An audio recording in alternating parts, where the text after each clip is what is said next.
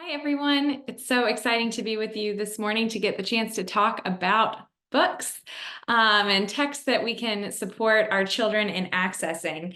As you'll see, the top of the screen has a little bar that's going to be white during the whole presentation. So if you have captions, I invite you to go ahead and kind of pull them up to that space so that you're always able to view them. So we're going to go ahead and dive into our session talking all about the potential for multiple criteria text, which I know is a mouthful. It might not be the most exciting title you've ever seen, but I hope that throughout the session, we're going to really get into something that can be really supportive and helpful of our students as they grow as readers. I want to start by just introducing myself a little bit more. Again, my name is Dr. Julia Lindsay, and I began my career as a kindergarten and first grade teacher. And I actually taught in New York City. But at the time, my parents, that is, was actually living in State College, Pennsylvania. So I have connections back to the Commonwealth of Pennsylvania as well. And while I was teaching in New York, I taught at a school that was really heavily in a balanced literacy framework, which is not surprising given this was not very recently anymore. And at that school, we taught phonics, but we also really invested in readers and writers workshop style instruction. And there were always things that didn't quite make sense to me about how we were supporting our readers that I never really got answers to. For example, I distinctly remember students who just never blended sounds back together. And the only tool that I had in my toolbox at that time was to say, okay, say it faster. Say it faster. Okay, maybe if I just tell you the word, or maybe you're just confused, or maybe this will just go away with time. And I didn't really have the right language or knowledge about what to do with that kind of phonemic awareness need. Or I had kids who seemed great in phonics, but when I put them into a text that was on their level, it was like an explosion of confusion.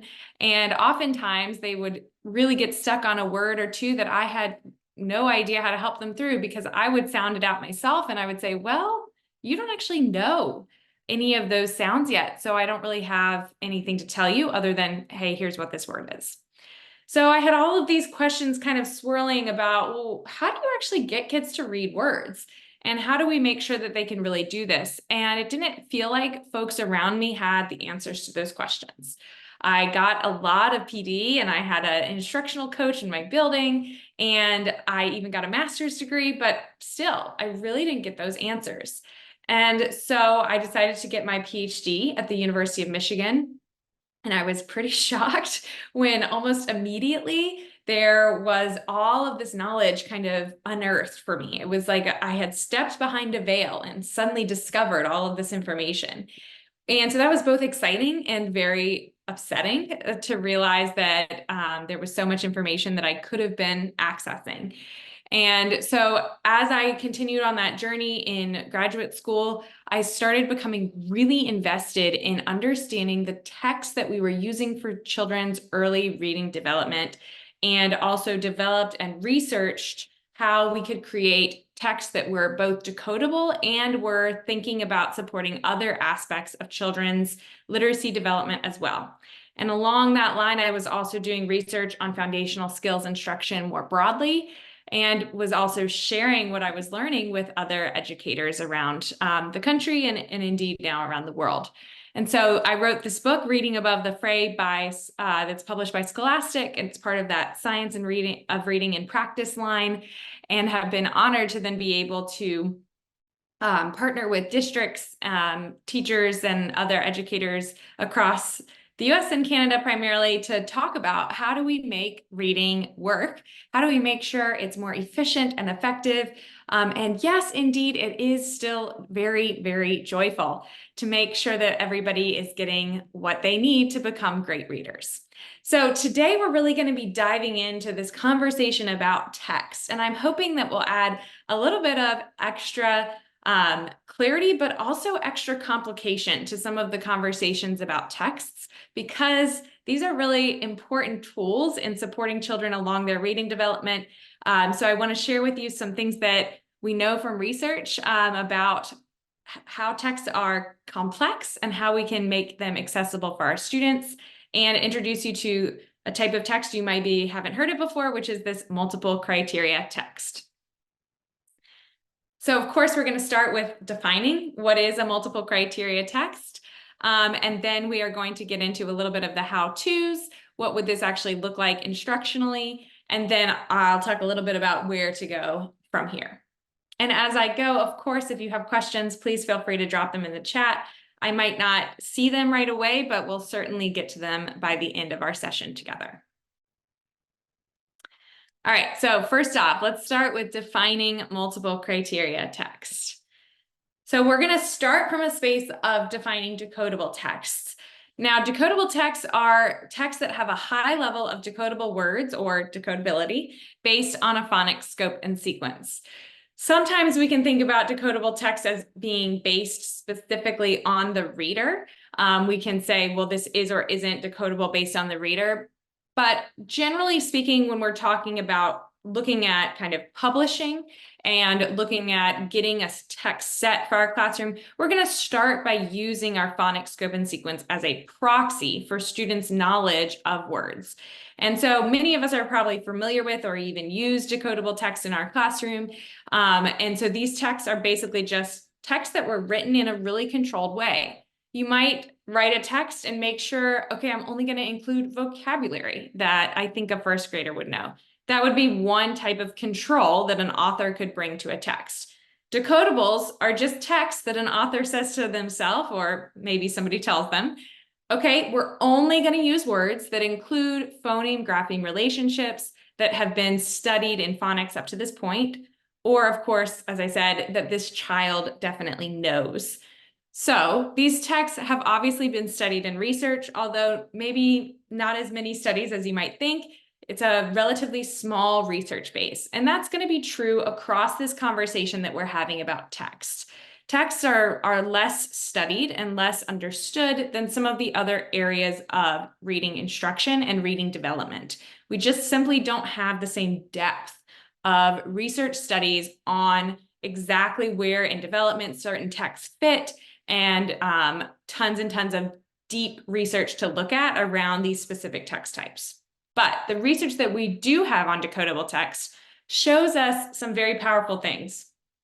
First, in that moment of supporting a reader, we see that when readers are in decodable text, they're more likely to use the knowledge that they've gained from phonics to actually decode words.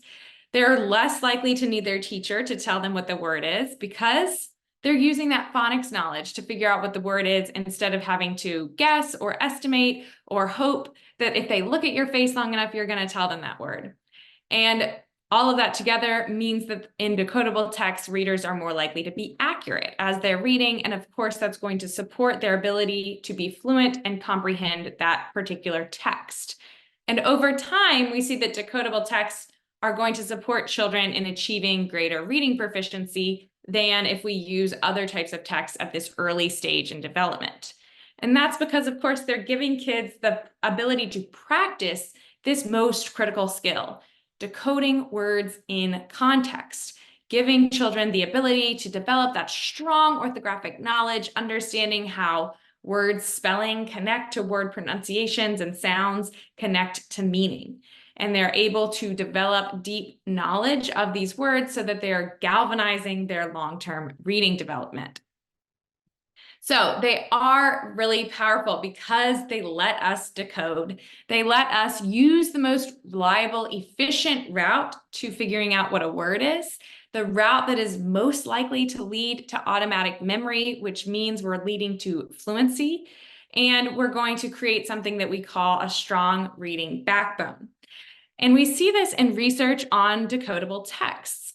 In one study that's actually, in one study about this kind of idea of decodable text, researchers looked at two different classrooms, one that was using phonics and decodable text, and one that was doing a little bit of phonics, but wasn't really using decodable texts.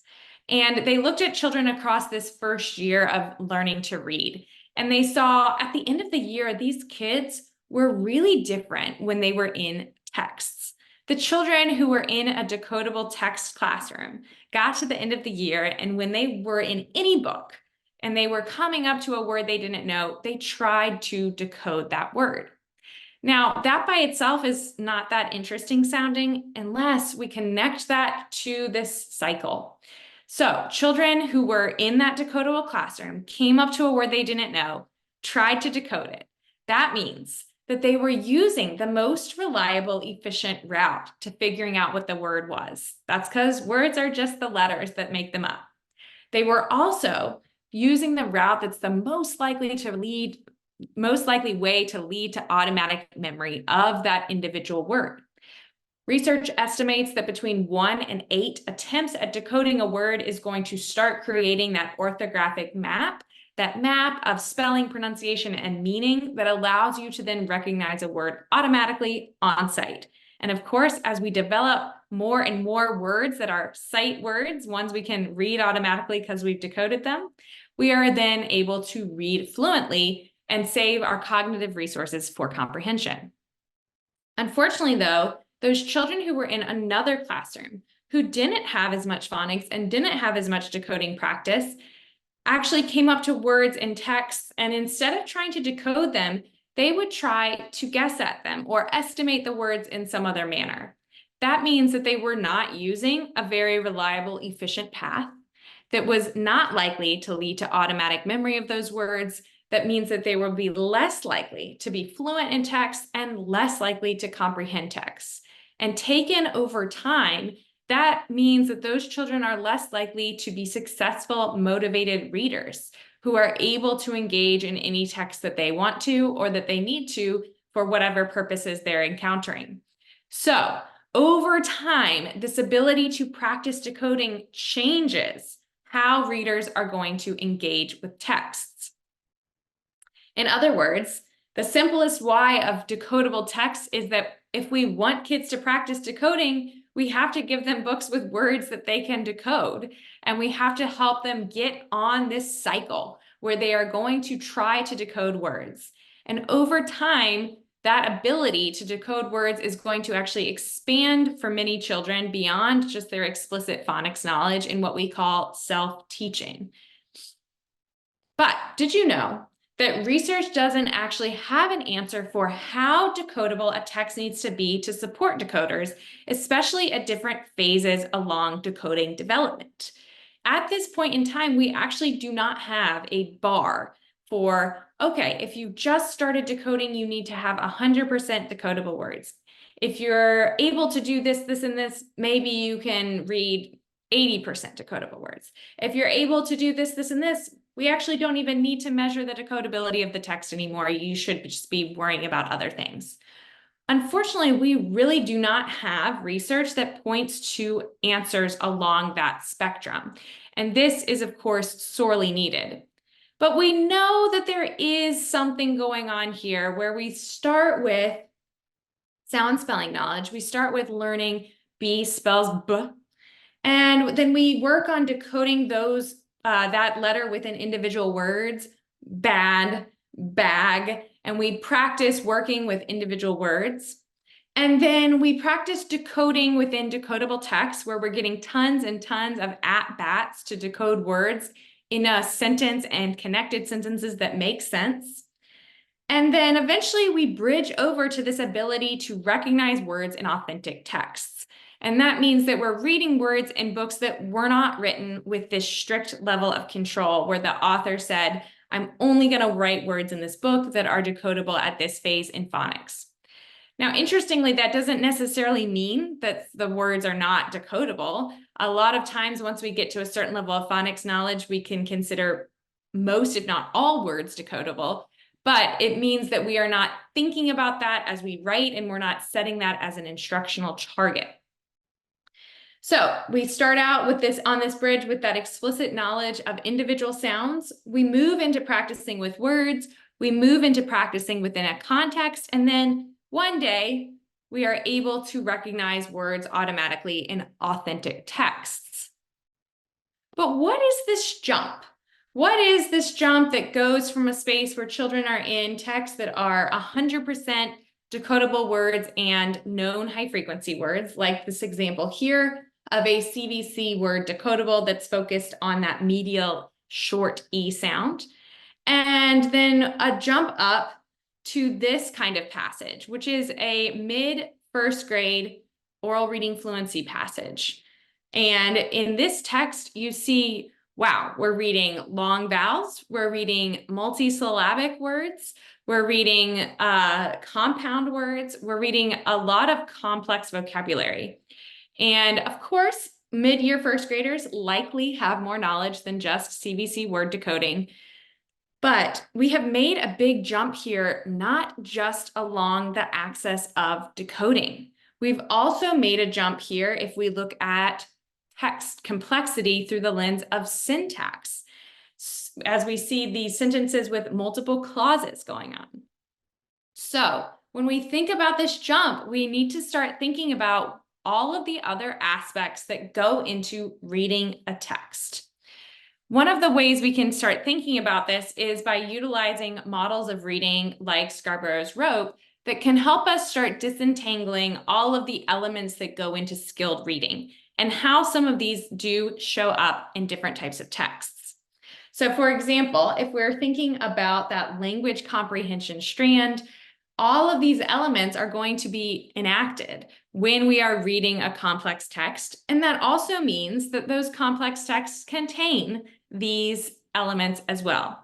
So we can think about along an axis of vocabulary, how vocabulary can move from place of ease. If we think about feeling words, we might see a very easy word like sad and mad in a decodable text to highly complex, thinking about texts where emotions of characters are described even in phrases or sentences or whole paragraphs that are simply describing an emotional state.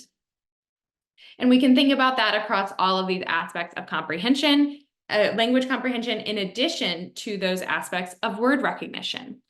And noticing that text complexity moves across all of these domains, not only across decoding.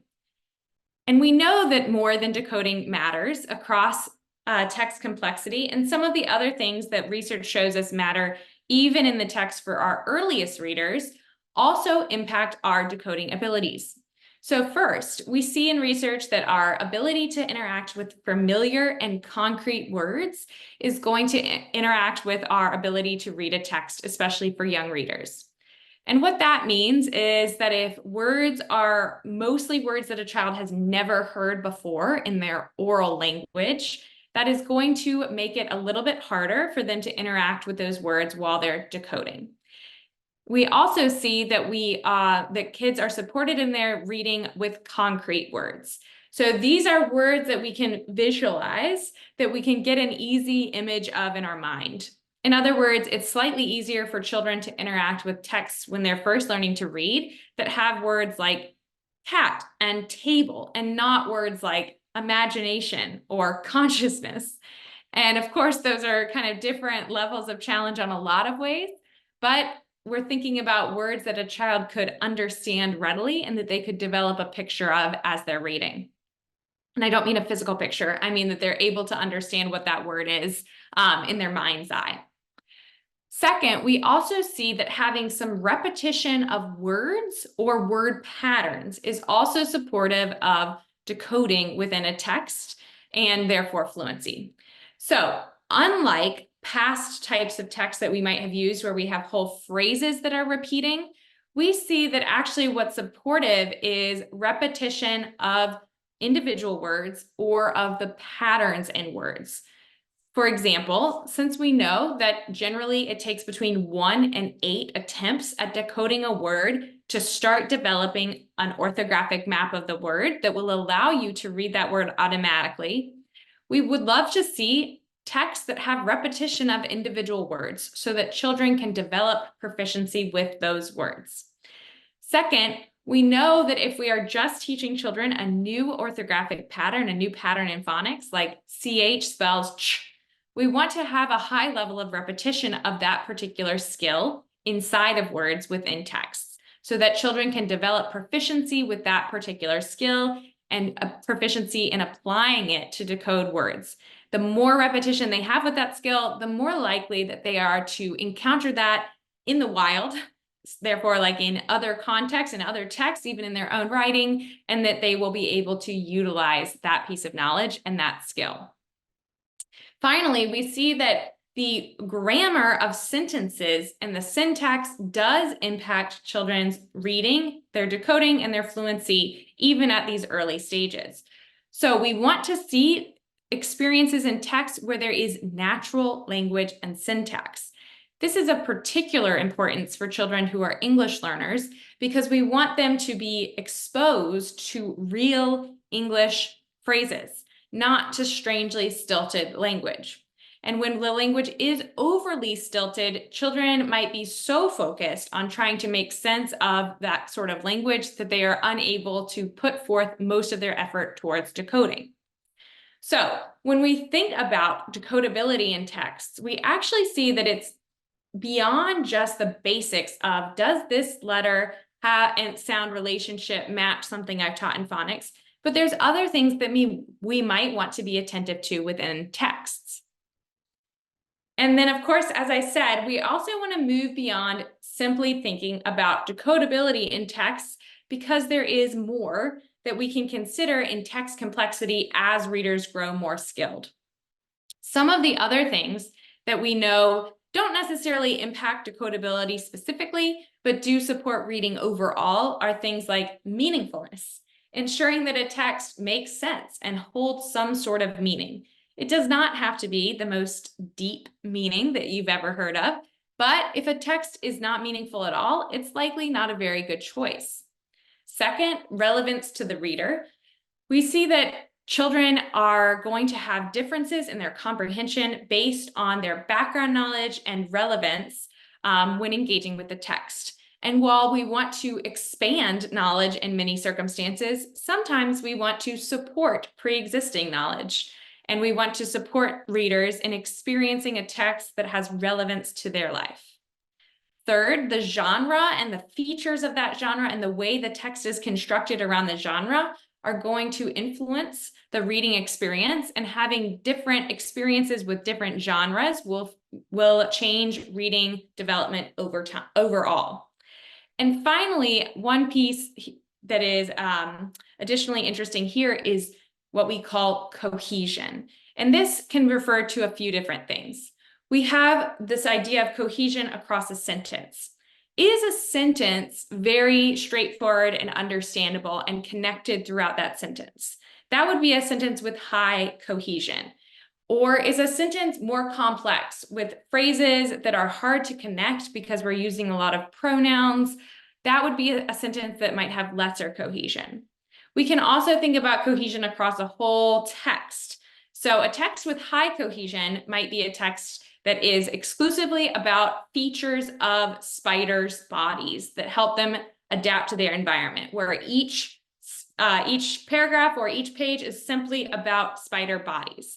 But a text with less cohesion might be a narrative story that starts out in one time frame and then jumps into different time frames. So there's lower cohesion. It's slightly harder to go through the story in a way that makes sense.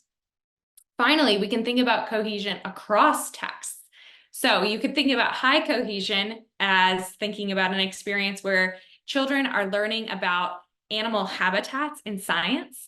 And in Read Aloud, you've read a text about the Arctic and animals that are able to survive in the Arctic. And then in their own reading, children are reading texts about Arctic foxes and learning even more and expanding their knowledge even more across that. So we can think about cohesion of content across multiple texts as well. So all of these elements that I've discussed in this way of thinking about text is adding complexity to thinking only about decodables. It's not an either or situation though. This is an added layer that we can consider at certain points. And that point is really thinking about, how do we support children across this jump? And one potential way that we can start thinking about supporting across this jump is from decodable texts that are highly, highly decodable to this fully authentic word recognition that we know children need to make this jump, is to think about where multiple criteria texts might fit in this space. So what are multiple criteria texts? Well, they are texts that are written to support more than one aspect of reading at a time. So oftentimes that's going to mean decodability plus something else. So that might mean this text is written to be highly decodable, but also to build children's knowledge. Or this text is written to be highly decodable and meaningful and engage children in a variety of syntactic structures that we are going to support them in accessing. Another realm might be to think about high frequency word reading. Sometimes when we're looking at decodable texts that are published by various companies, they might define decodability extremely narrowly. They might say decodable just means decodable words and absolutely zero high frequency words that are not decodable yet. In other cases, folks might not define decodability that strictly, and they might include high frequency words in their definition. So that's just something to be aware of. Some people might think of high frequency words as part of multiple criteria texts, and some might think about them as part of decodable texts. But to me, I think about these as underneath an umbrella.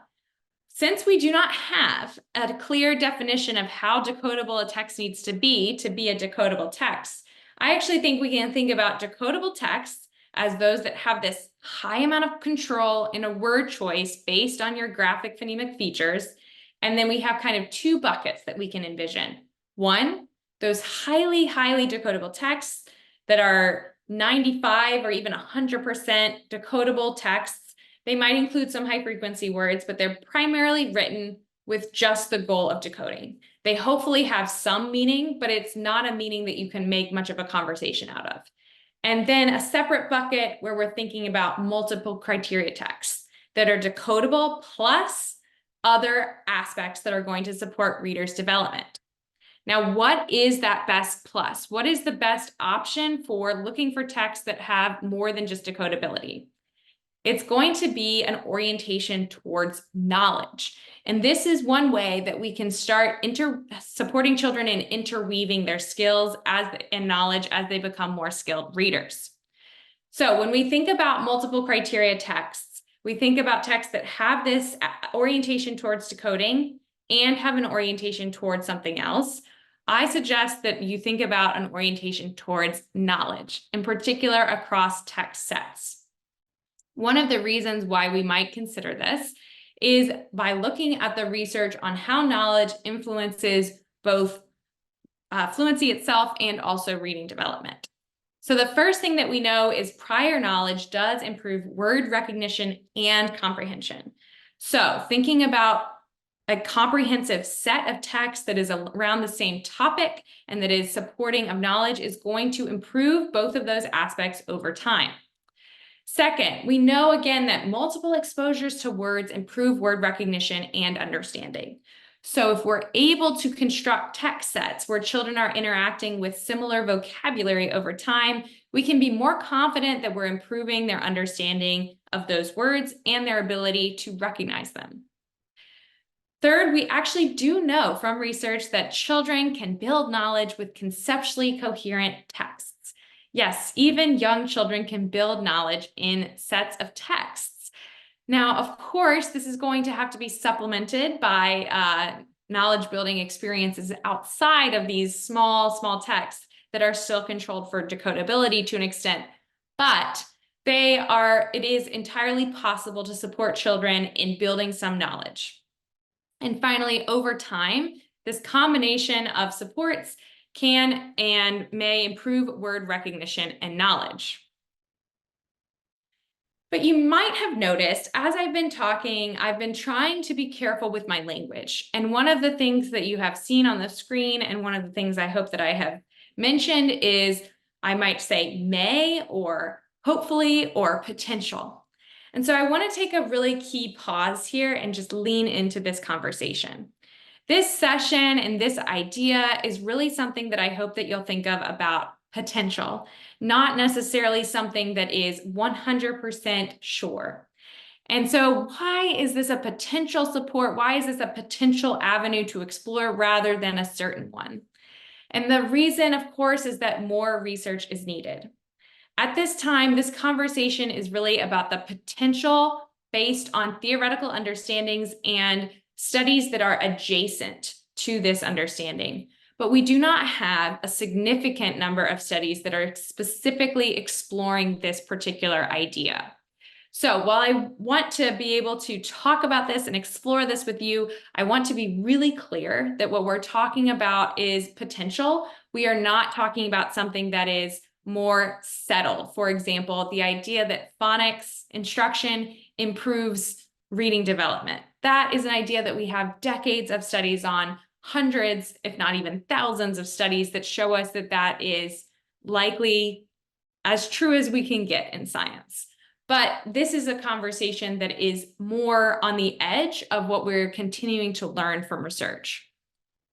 So why even bother talking about a potential, you might say? Well, there's a few reasons why I think it's important to open up this conversation and to think about text complexity beyond just decodability. The first is that we have a couple of recent reviews of research that do not demonstrate a support for a decodable only diet. There have been 2 recent studies that looked at various types of reading instruction that were based on text type used and found more support for a combined approach with decodable text and some other types of text.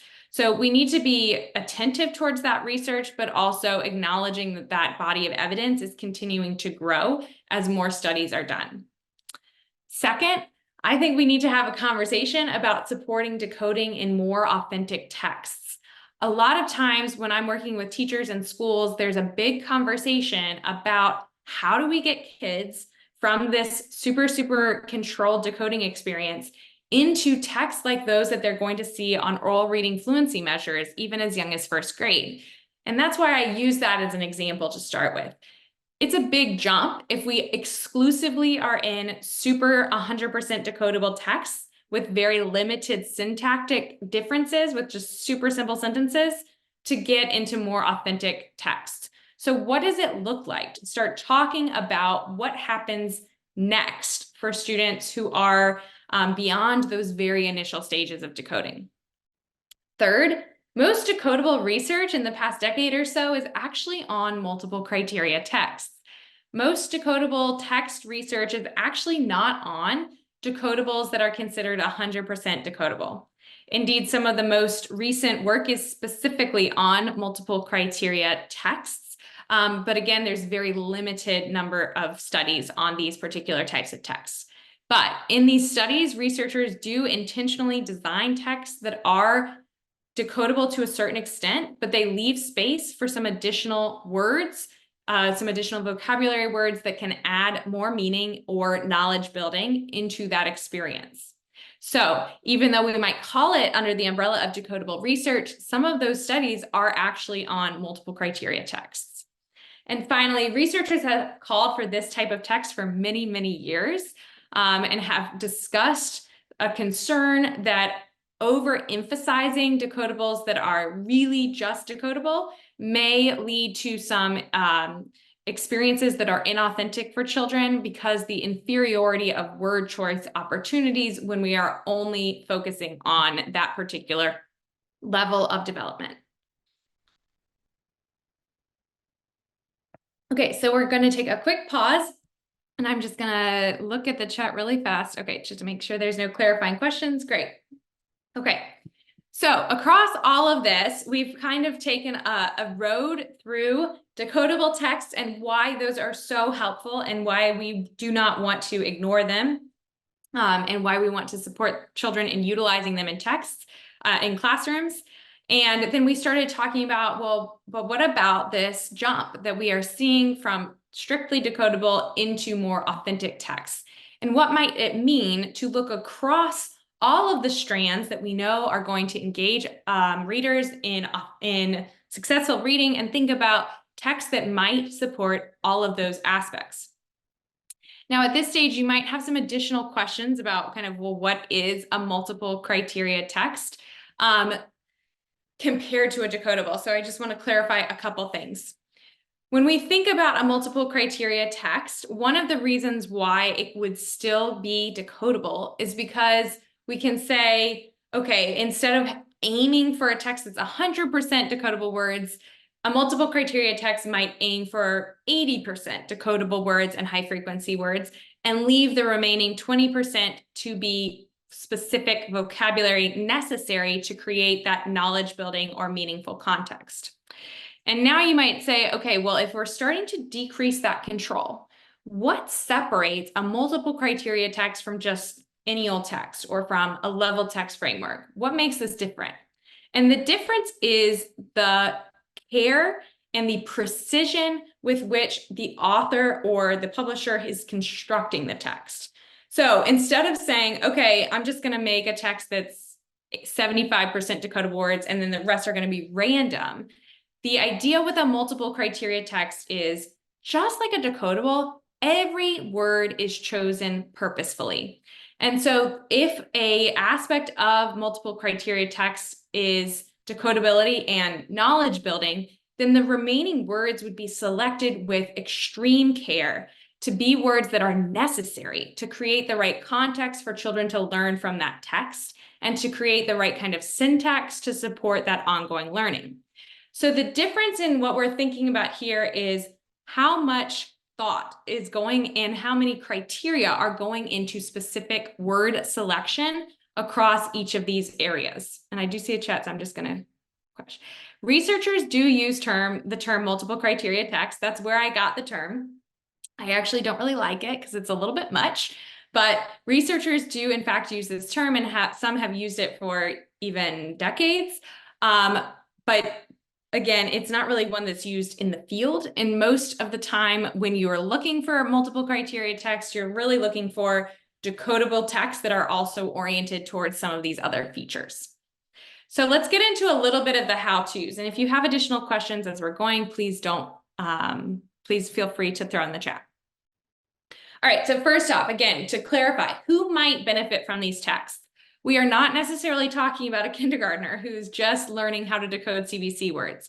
We're talking about children who can likely blend sounds without tons and tons of help, who are beyond those very earliest decoding skills and who demonstrate some emergent fluency.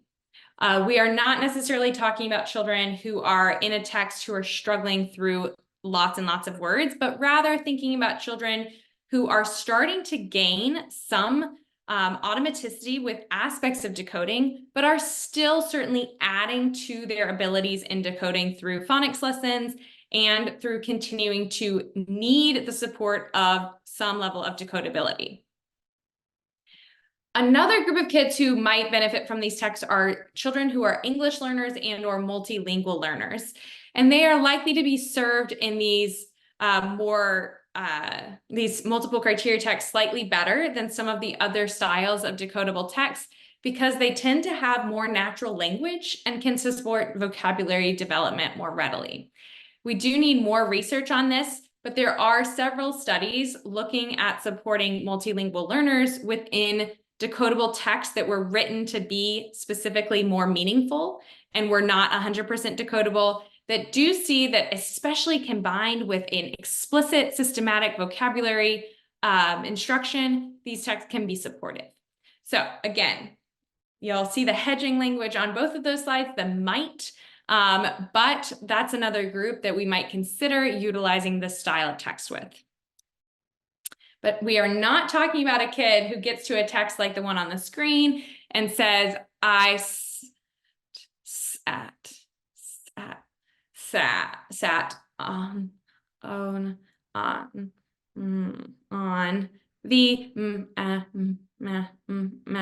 that child is likely not going to be served by increasing the rigor. And we can think of multiple criteria text as an increase in rigor. If a child is really struggling just to get through basic words, struggling to blend back sounds together, struggling to deal even with CVC words, we want to make sure that we're giving them the opportunity to solidify those skills. So we're not necessarily talking about children at that stage of development. So what we can kind of think about across these are, okay, we might think about highly decodable texts like the one I just showed that are really controlled around that specific phonics skill. And it might be that we're 90 to 100% decodable. I would include high frequency words in that metric because we know that they're really important for long-term development. But thinking about, okay, that is a text we're going to choose if we're really focused just exclusively on decoding. That's what I want to practice. That's what my purpose is in this moment. We also might choose this for children who are at the very, very beginning stages of reading, for striving older readers who are having difficulty experiencing success and need to increase their abilities in decoding. And also if we're practicing emergent fluency with children who maybe have started mastering those skills, but are really struggling to maintain their emergent accuracy and automaticity.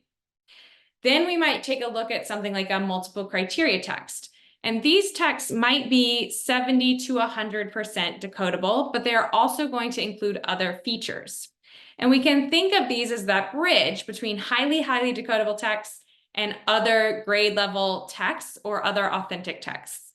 And they are going to support us in doing multiple aspects of reading at once. That being said, we're going to have a particular purpose coming into these texts. If we have children who are still developing their decoding skills, that is likely still going to be the primary purpose driving our instruction and our text choice. But we might also be able to have an additional layer of even a brief conversation, connecting that content to another time of day where children have learned content, learning new vocabulary or something of that nature. Now, you might be wondering, how can a multiple criteria text be 70 to 100% decodable? How does that even make sense? And the way that this happens is because children's decoding skills expand over time.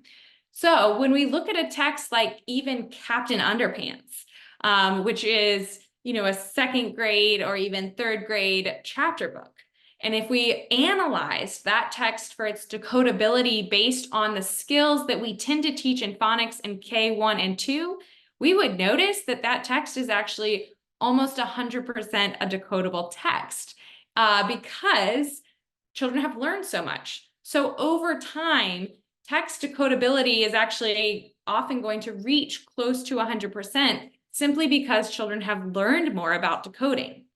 So a multiple criteria text, one that is orienting towards knowledge building and decoding, might end up being highly, highly decodable if you're thinking about a second grader.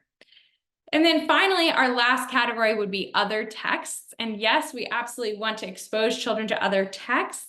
And we should be always using rich, complex texts and things like shared reading and read alouds from day one of kindergartner to ensure that children are learning about the world and about books, and to support children in those language comprehension aspects of that reading rope as well. So that over time, we're supporting all of these aspects of reading and not picking only decoding and then not doing language comprehension, or picking only language comprehension and not doing decoding. So this is one way that we can start thinking about what kind of text am I choosing. First, thinking about what is the skill level of the child in front of me and what is the purpose of my instruction. Is it only decoding and this child needs specific decoding support? Then your best bet might be a highly decodable text. Is it, yes, we're supporting decoding, but this is a mid-year first grader and we've gotten a lot of that under our belt, and I'm starting to see a decent bit of automaticity and accuracy. And we're also studying something really cool in social studies, and I have a text that's decodable and connected to that content, then we might choose a multiple criteria text. Or am I actually doing a read aloud and I'm hoping to build children's knowledge of the world? Then we want to choose a different text, like a picture book or a rich, complex text that we can read aloud. So you might be wondering if these kinds of texts exist, and they do exist. Here's just some examples. I think that there's probably other examples out there that I would invite you to share with the folks in the session in the chat. But there are texts that are both decodable and knowledge building. So again, they're not going to necessarily hit that level of that highly decodable, 100% decodable text, because if they're that decodable at the early stages, we won't have room to have those knowledge building words, those key vocabulary words. But most of the text that you see on the screen range from 75% decodable and up, and that would include some high frequency words as well. So we have geodes by Wit and Wisdom and read to know texts, which are included in the Scholastic phonics program, but are also available separately. If you are somebody who has a budget or you really want those physical texts, those are some examples of publishers who are in this space. And geodes is linked to Foundations, and Scholastic's texts are linked to their own scope and sequence. And then we have two examples of free opportunities. The first is Article a Day Decodables by ReadWorks, which is a nonprofit that's focused on supporting comprehension. And most of their work is around what they call Article a Day, which are knowledge building text sets for all of the grade levels. But recently they've launched decodable texts that are matched to those articles. And these texts are linked to Foundations, and I believe they might be linked to UFly now as well. And they are totally free, and they're passages, and they're all nonfiction, which is unique in this space. And you can use them based on those grade levels, K1, and they're coming out with second grade, or you can, of course, print them out and the grade level will not show, so that you can use them with older readers who might need a little bit more of that content orientation to remain engaged in these tasks of developing those decoding skills. And the last one is my website, which is called Beyond Decodables. It is also completely free. And this is based on my research and work with the Boston Public Schools and a series of texts that we developed for first grade and then also for kindergarten that are decodable texts linked to their phonics program, which is sort of a version of Foundations that they've adapted, as well as linked to their knowledge building scope and sequence. So they are texts that are oriented towards both. And across all of these, you'll see that they're designed within sets. They're designed in content sets.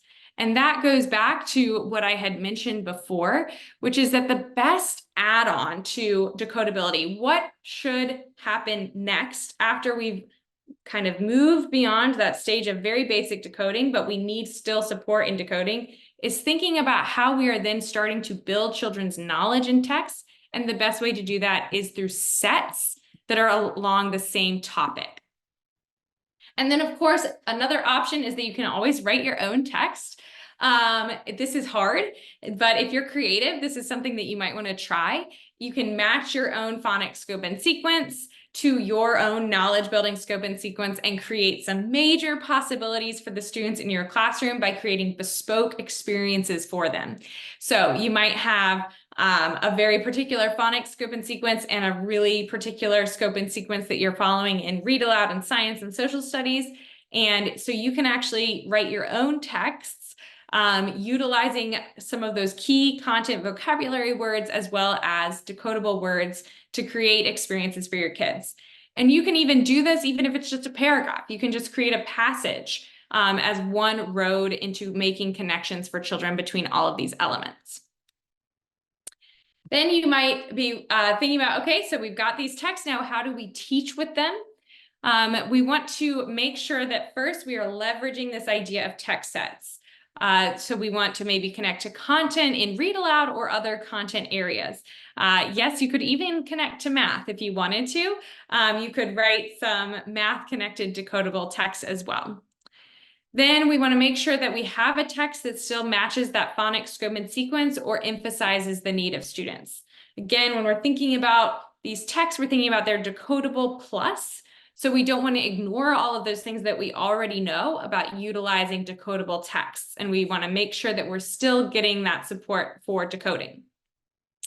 Then you want to plan how you build the reading of the text. So for some children, it might be actually we need very little support in getting into that decoding. So we'll do a brief kind of warm-up exercise, and then we will get into the text.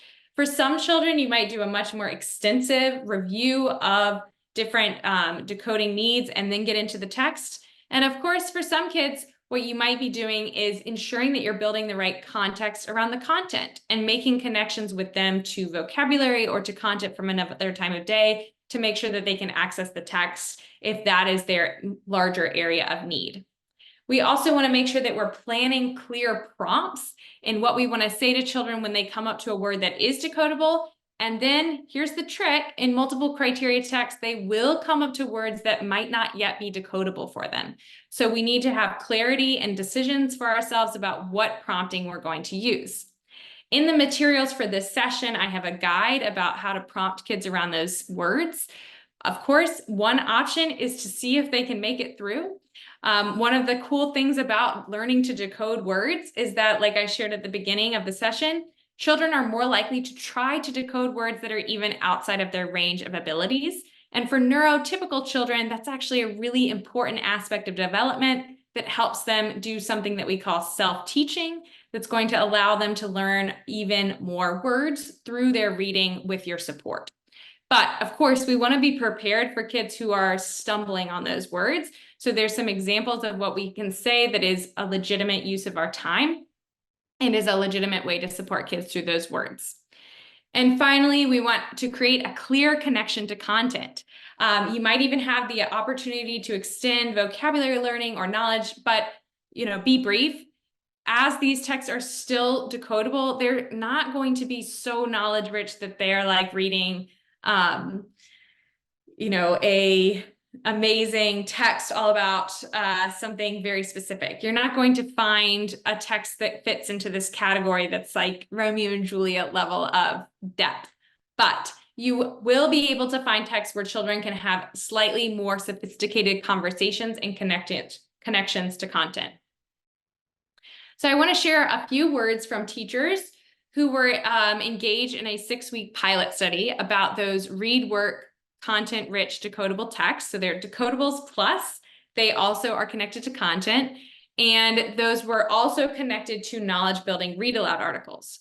So in this study, teachers had a small group of students who was listening to an article a day around a topic that was available freely on ReadWorks website, and then they were teaching in small group around these decodable texts that were linked to those articles. So these are multiple criteria decodable texts. So in that 6 weeks, all of the students demonstrated above average growth in both their real and nonsense word decoding, but they also showed some other really cool things that teachers noticed. They noticed things like how much children were learning from this approach of thinking about how are we weaving a little bit of that knowledge that we are building in other ways into decoding experiences. They noticed that they were learning a lot. They noticed that they were asking, hey, when can I read another one? I really, really like these texts. I want to read more. They noticed that their confidence was growing because their decoding was growing, and they were better able to understand the text as they were developing all of this knowledge. And they noticed an explosion in engagement. In fact, reflecting on this whole study, one of the main things that I noticed was that teachers were realizing that knowledge could actually be a lever for engagement, and thinking about how all of these things together might support reading development. Now, this study is just a pilot study. It's not peer reviewed. It is just an example anecdotally of teachers' experiences. It's not something where I can say, here's the beautiful statistics on how all of this changed our readers. But I do think it's interesting and cool to hear from teachers' voices themselves about how an orientation towards this with the right group of kids can really feel powerful. So we're going to end with a little bit of where do we go next? How might you start thinking about this, especially orienting towards the coming school year? So there are some session resources for you. The first is that prompting guide that I was just describing for use in both decodable texts and also multiple criteria texts that walks through some examples of prompts that can be useful in those spaces. The second is an example lesson plan and planning guide with this orientation towards foregrounding decoding and then also doing some knowledge building support. And then the next is also this reminder, okay, there are some texts like this that exist that have been designed for this manner. And I would invite anyone who has others that they know of to put them in the chat. My recommendation is to look for texts that were built this way on purpose, not texts that just sort of ended up looking like this. But if you find texts like that and you review them yourself and you feel confident that they are in fact hitting the mark on these different elements, then it is totally okay to use them. So what would I suggest for you? I would suggest that you consider picking out some books. Maybe take a look at some of these free examples and consider how that might fit into your instruction and how it might fit into tying together elements of reading for these readers who are kind of beyond that stage of beginning decoding and are working on solidifying more skills. I would also invite you to keep learning. If you haven't read my book, Reading Above the Fray, and you're interested, you can look at that. If you have, this whole rest of the day where you have all these amazing speakers coming to you who you can learn from, and all of the recordings from Patton, I would encourage you to keep learning from many different people. There's so many fascinating, interesting perspectives to learn from. And finally, you are more than welcome to reach out over the summer or whenever. The easiest place to get me is on Instagram, where I'm at Julia B. Lindsay, and I share little videos about research and about teaching. But of course, you can get me pretty much anywhere under the same name. And I'm always excited to hear how things are going and to try to support in any way that I can. So we'll end just with a quick thank you to all of you for being here today and for being here all week. I hope that you've had an incredible time learning.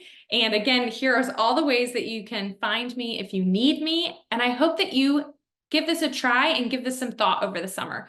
What might it mean to be thinking about when in your year, for which kids might this be appropriate? How might we start thinking about how can we weave together some of these aspects of reading that are so critical as we can continue to support children on this journey towards fluent reading in any type of authentic text? And how might this idea of multiple criteria text be one way that we can support bridging between those early decoding skills and later abilities in authentic texts? So again, thank you so much for being here. I'm going to take a look at the chat now and we'll see if there are questions.